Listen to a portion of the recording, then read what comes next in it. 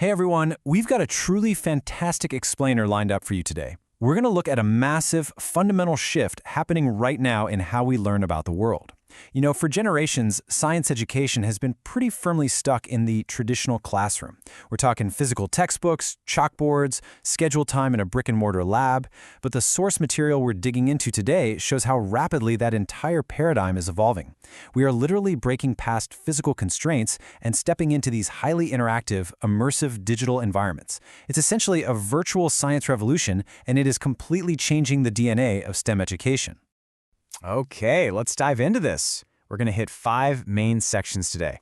The virtual science revolution, essential science app features, the benefits of virtual STEM labs, virtual versus physical labs, and then we'll wrap up with a real-world look inside PraxiLabs. Section 1. The virtual science revolution. So, we are seeing a massive shift in modern education. I mean, we're completely moving away from just sitting there passively consuming content to a model that is all about active, personalized learning. Now, just to make sure we're starting on the exact same page, learning apps for science are essentially digital tools, whether they're on your phone or web-based, that combine multimedia, simulations, quizzes, and real-time feedback. The whole goal here is to make really complex scientific concepts interactive and honestly, just way easier to wrap your head around. We aren't talking about boring digital flashcards. We're talking about dynamic spaces that actually respond to what a student does. And these tools aren't just existing in a vacuum. They plug perfectly into where modern education is headed. We're seeing AI-powered personalization that adapts exactly to a learner's pace. We have immersive VR and AR technologies that literally bring abstract ideas to life in front of you. Plus, there's a ton of gamification baked right in to keep motivation high. It all feeds into inquiry-based learning.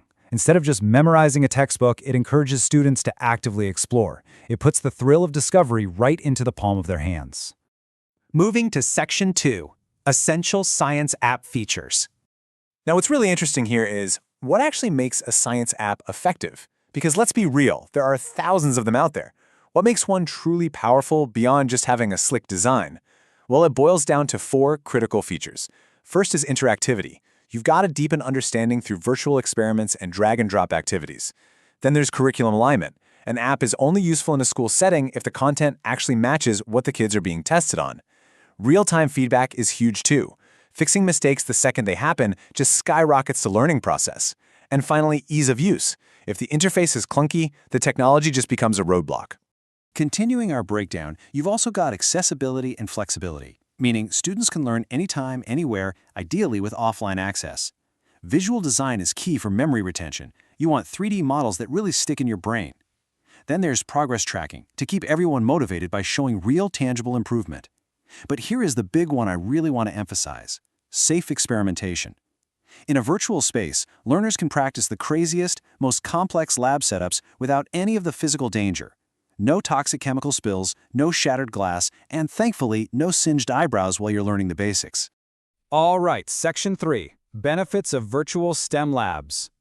So, beyond the software itself, what does this actually do for a student's confidence and performance? The benefits laid out in our source are pretty incredible.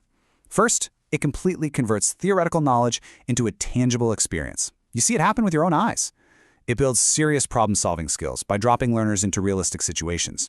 It promotes a ton of independence, and it ties science directly to real-world applications. But my absolute favorite part? It radically reduces the fear of making mistakes. Think about it.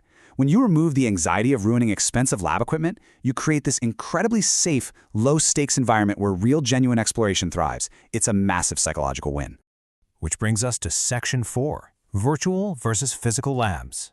This is where it gets really fun. How do these digital spaces actually stack up against the traditional labs we all grew up with?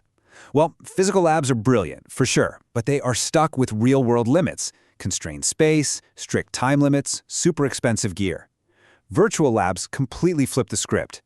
In a digital space, you can suddenly visualize the invisible.